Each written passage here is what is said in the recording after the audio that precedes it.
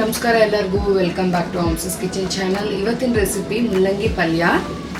ಒಂದು ಡಿಫ್ರೆಂಟ್ ಸ್ಟೈಲಲ್ಲಿ ನಾನು ಮುಲ್ಲಂಗಿ ಪಲ್ಯ ಮಾಡೋದು ಹೇಗೆ ಅಂತ ತೋರಿಸ್ಕೊಟ್ಟಿದ್ದೀನಿ. ತುಂಬ ಕ್ವಿಕ್ಕಾಗಿ ಆಗುತ್ತೆ ಈ ರೆಸಿಪಿ. ಬನ್ನಿ ಈಗ ಈ ರೆಸಿಪಿ ಮಾಡೋದು ಹೇಗೆ ಅಂತ ತೋರಿಸ್ಕೊಡ್ತೇನೆ. ನಾನು ಆಲ್ರೆಡಿ ಒಂದು ಪ್ಯಾನ್ಗೆ ಸ್ವಲ್ಪ ಎಣ್ಣೆ ಹಾಕಿ ಇಟ್ಟಿದ್ದೀನಿ. ಎಣ್ಣೆ ಕಾದ್ಮೇಲೆ ಸಾಸಿವೆ ಅರ್ಧ ಸ್ಪೂನು, ಕಡಲೆಬೇಳೆ ಉದ್ದಿನಬೇಳೆ ಅರ್ಧ ಸ್ಪೂನು, ಈರುಳ್ಳಿ ಒಂದು ಸಣ್ಣದಾಗಿ ಕಟ್ ಮಾಡ್ಕೊಂಡಿರೋದು, ಹಸಿಮೆಣಸಿನ್ಕಾಯಿ 2, ಕರಿಬೇವು 1 ಕಡ್ಡಿ. ಈಗ ಇದನ್ನ ಲೈಟಾಗಿ ಫ್ರೈ ಮಾಡ್ಕೊಳ್ಳೋಣ. ಲೋ ಫ್ಲೇಮಲ್ಲೇ ಇಟ್ಕೊಂಡು ಈಗ ಇದನ್ನ ಫ್ರೈ ಮಾಡ್ಕೊಳ್ಳೋಣ ಕ್ಲೀನಾಗಿ. ಈರುಳ್ಳಿ ಕಲರ್ ಚೇಂಜ್ ಆಗೋ ತನಕ ಇದನ್ನ ಇದೇ ರೀತಿ ಫ್ರೈ ಮಾಡ್ಕೊಳ್ಬೇಕು.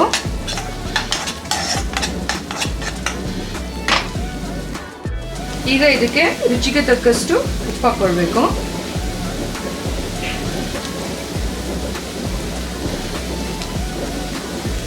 ಕಾಲು ಕೆಜಿ ಆಗುವಷ್ಟು ಮುಲ್ಲಂಗಿನ ತುರಿದಿಟ್ಕೊಂಡಿದ್ದೀನಿ. ನೋಡಿ ಈ ರೀತಿ ಬರುತ್ತೆ, ಅದು ಸಣ್ಣದಾಗಿ ತುರಿದಿಟ್ಕೊಂಡಿದ್ದೀನಿ. ಈಗ ಇದನ್ನ ಹಾಕೋತಾ ಇದ್ದೀನಿ.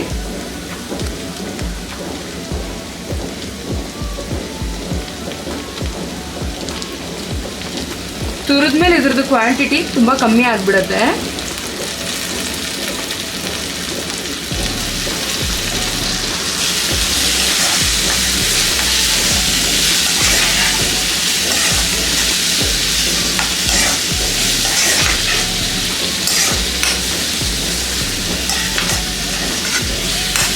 ಈಗ ಇದನ್ನು ಕ್ಲೀನಾಗಿ ಮಿಕ್ಸ್ ಮಾಡಿಕೊಂಡು 1 ನಿಮಿಷ ಆಗುವಷ್ಟು ಇದನ್ನು ಬೇಯೋದಕ್ಕೆ ಬಿಡಬೇಕು.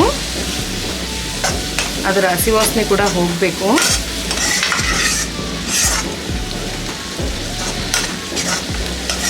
ಮುಲ್ಲಂಗಿ ತುಂಬ ಒಳ್ಳೆಯದು ಹೆಲ್ತ್ಗೆ.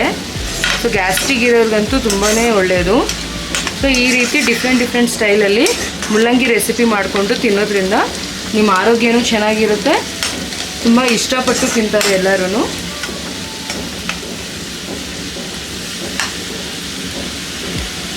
ಇದು 1 ನಿಮಿಷ ಅಷ್ಟು ಬೇಯೋದಕ್ಕೆ ಬಿಡೋಣ.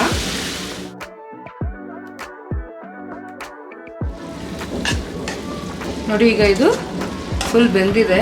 ಈಗ ಇದಕ್ಕೆ ಸ್ವಲ್ಪ ಕೊತ್ತಂಬರಿ ಹಾಕ್ಕೊಂಡು ಇದನ್ನು ಸರ್ವ್ ಮಾಡ್ಕೊಳ್ಳೋಣ.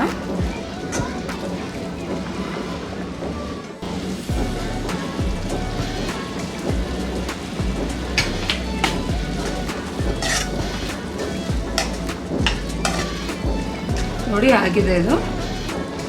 ಸೊ ಈ ಮುಲ್ಲಂಗಿ ಪಲ್ಯ ನೀವು ರಸಮ್ ಮಾಡಿದಾಗ, ಬೇಳೆ ಸಾರು ಮಾಡಿದಾಗ ನಂಚ್ಕೊಳ್ಳೋದು ತುಂಬ ಚೆನ್ನಾಗಿರುತ್ತೆ.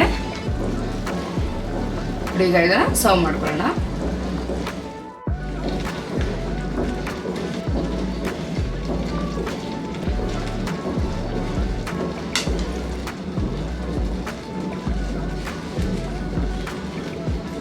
ನೋಡಿದ್ರಲ್ಲ ಮುಲ್ಲಂಗಿ ಪಲ್ಯ ಹೇಗೆ ಮಾಡೋದು ಅಂತ ತೋರಿಸ್ಕೊಟ್ಟಿದ್ದೀನಿ. ನೀವು ಕೂಡ ಮನೆಯಲ್ಲಿ ಟ್ರೈ ಮಾಡಿ ಈ ರೆಸಿಪಿನ.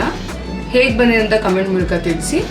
ನಿಮ್ಗೇನಾದರೂ ಈ ರೆಸಿಪಿ ಇಷ್ಟ ಆಗಿದ್ರೆ ಹಂಸಸ್ ಕಿಚನ್ ಚಾನಲ್ನ ಸಬ್ಸ್ಕ್ರೈಬ್ ಮಾಡೋದು ಮರಿಬೇಡಿ, ಫಾಲೋ ಮಾಡಿ. ಈ ವಿಡಿಯೋನ ನೋಡಿದ್ದಕ್ಕಾಗಿ ಧನ್ಯವಾದಗಳು.